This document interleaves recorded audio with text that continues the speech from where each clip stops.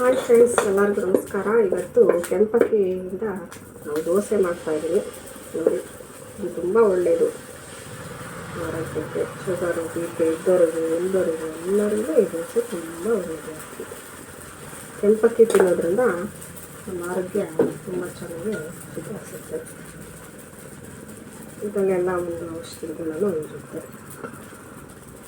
ನಮ್ಮ ಮನೆ ಕೆಂಪಕ್ಕಿ ದೋಸೆ ನಾನು ಈ ರೀತಿ ಮಾಡ್ತೀನಿ.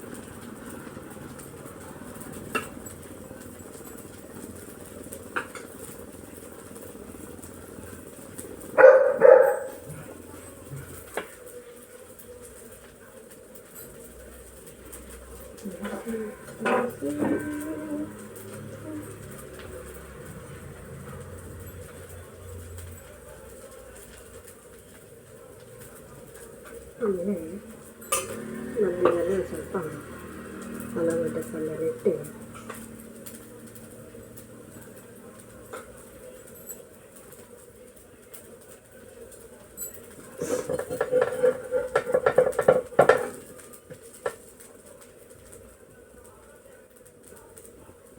ಮಾಡಬೇಕು. ಈ ರೀತಿ ಮಾಡೋದ್ರಿಂದ ದೋಸೆ ತುಂಬ ಚೆನ್ನಾಗಿ ಬರುತ್ತೆ.